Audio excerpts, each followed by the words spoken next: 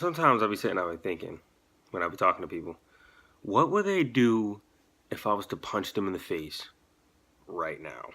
But I've been too scared to do it, so we ain't doing that.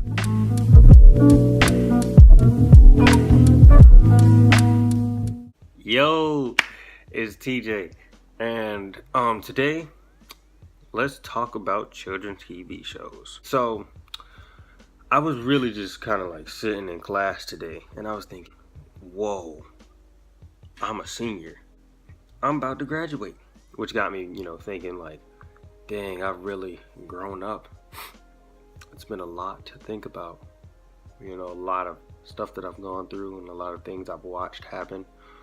And then while I was thinking about watching, I was like, watching TV? Which got me thinking about children's TV shows. And there was a lot of children's TV shows that got on my nerves. Let's start with the first one. Dora the Explorer. This little girl here, she got on my nerves so bad. Simply because, ain't you like 6 years old?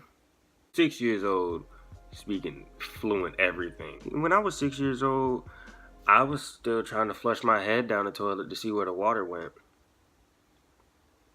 I don't understand how she's 6 years old going help the prince find his magic star.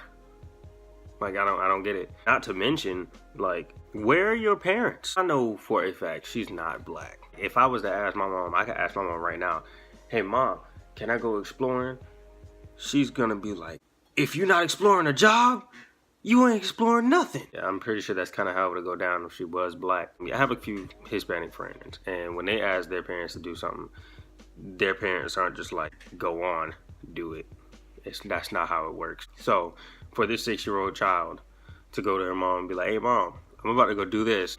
Hey mom, I'm about to go with this monkey with red boots. I'm gonna go and we're gonna go on an adventure. I'm not sure when I'll be back, but I'll be back eventually, and that's just okay. Since we're on the topic of her going with this monkey let's talk about this monkey with red boots. Who did you rob, cuz, to get them boots? I'm pretty sure you didn't grow up and be like, mom and dad, for Christmas, I want boots. Speaking of, where are your parents? You're a monkey. I know you got parents. I know you do.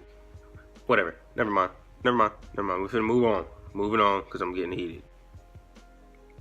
Who are these animal friends? Why is Dora's normal friends not around?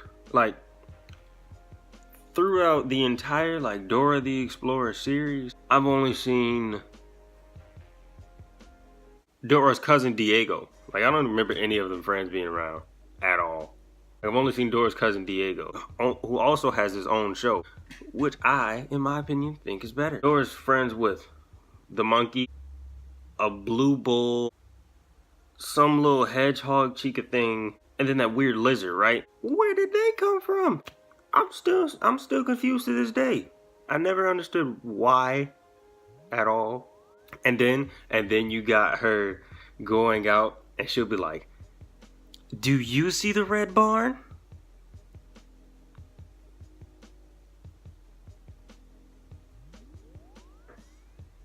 Where?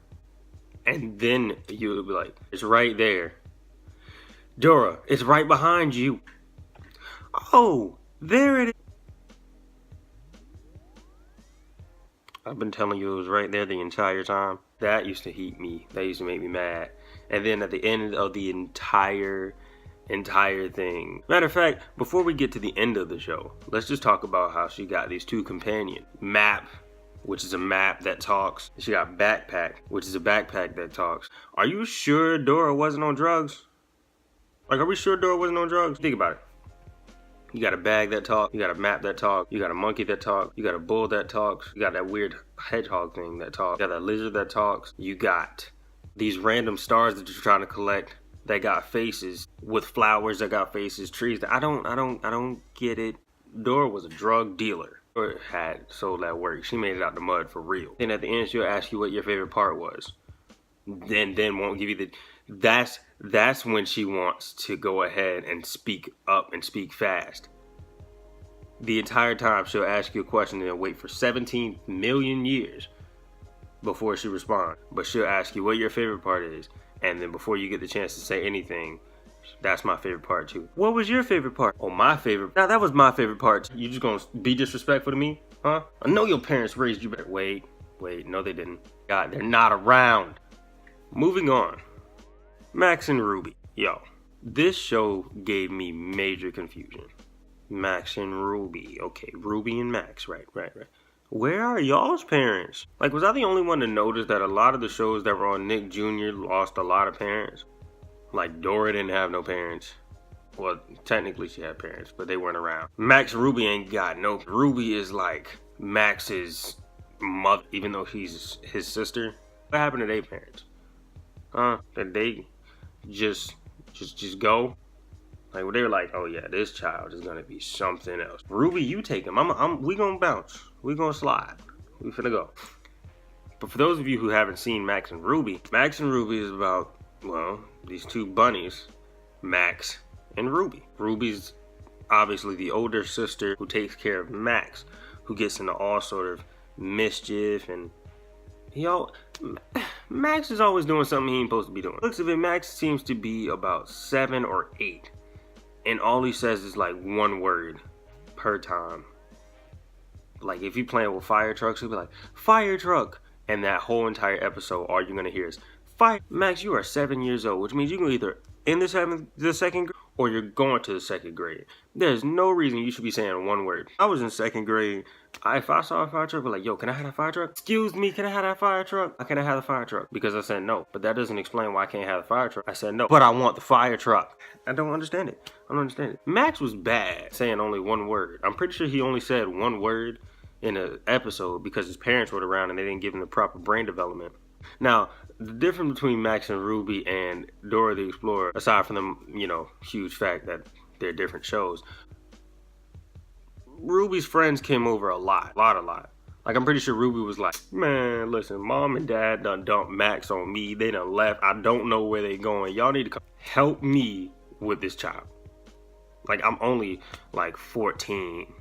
I don't know how to raise a child. They be tripping. Let's move on. Little Einsteins. Now, Little Einsteins was my show. That was my show for real. Like, I love that show. Music choice was just to die for.